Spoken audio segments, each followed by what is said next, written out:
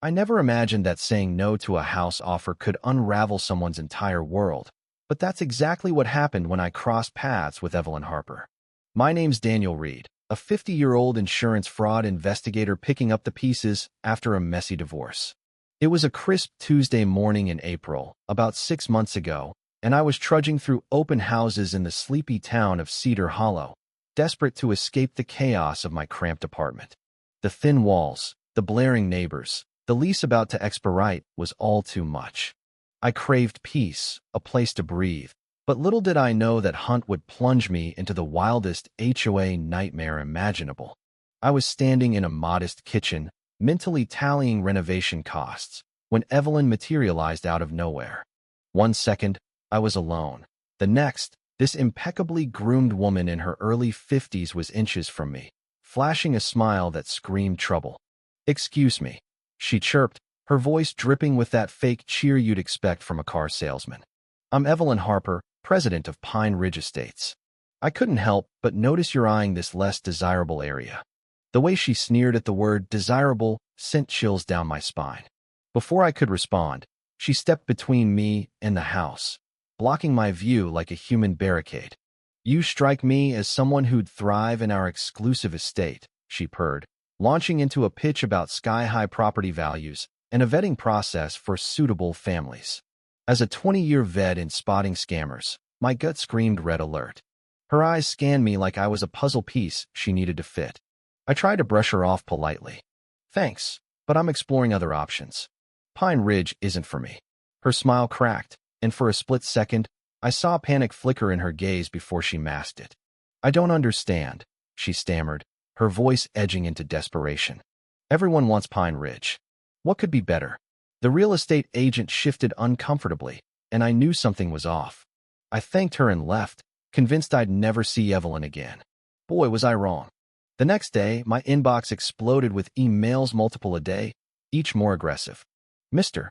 Reed, reconsider Pine Ridge. Opportunities like this are rare." Then it turned personal. "I've thought about you all night. You'd be perfect here. Let's schedule a tour." It got weirder when she mentioned a break-in at a house I'd viewed, hinting at Pine Ridge's 24/7 security. How did she know? But emails were just the start. Over the next week, Evelyn haunted my house hunting trips, popping up at every open house with that same intense grin, trashing every neighborhood I considered. It felt like a stalker with a sales pitch, and it was freaking me out. The tipping point came at a quiet ranch house 10 miles from Pine Ridge. I was admiring the oak trees in the backyard when her voice cut through the peace. "Those trees will be a maintenance nightmare," she said, uninvited and smug. "At Pine Ridge, our landscaping is flawless. No wildlife, no mess." She said wildlife like it was a plague. That's when Mrs. Eleanor stepped in, a sweet, elderly neighbor watering plants. "Aren't you from Pine Ridge?" she asked Evelyn, her face paling. She turned to me, worried. "Sir, be careful. My nephew lost everything there."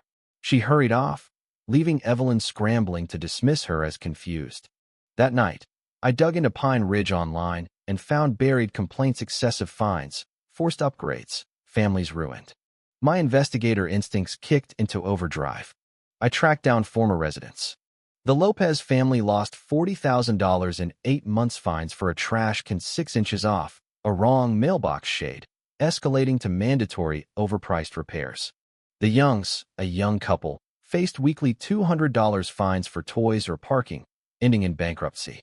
Every story pointed to Evelyn targeting stable, vulnerable people, divorcees, new jobbers like me.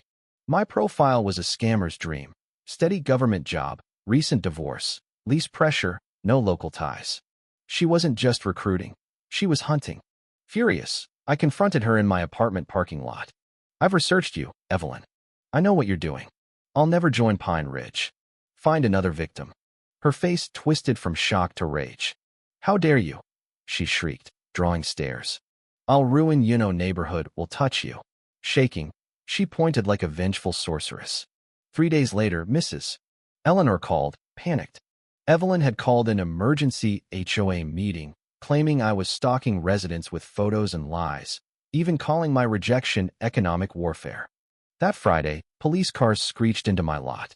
There she was, in a navy blazer and pearls, directing officers like a general.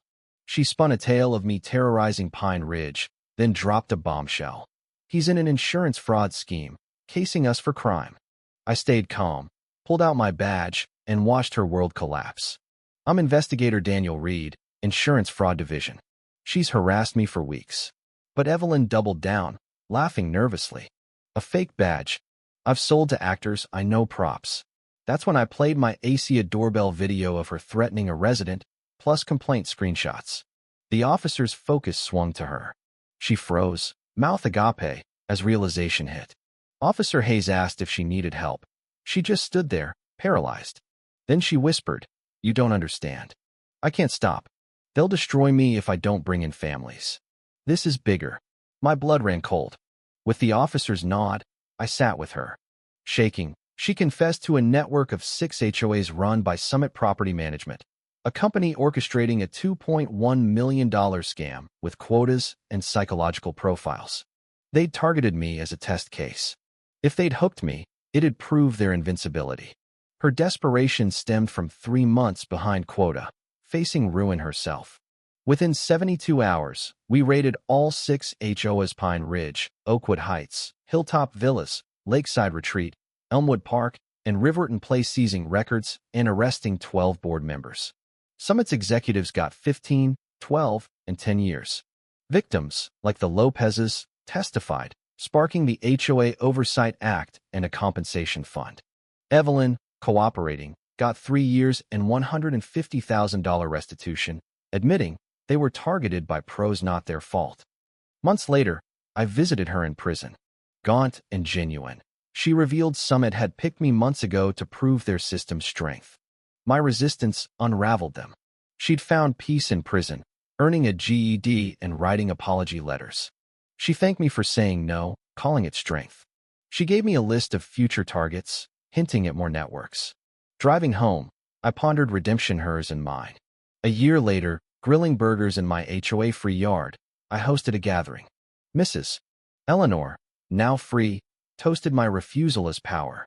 Victims thrived, laws changed, and my refusal method trained cops.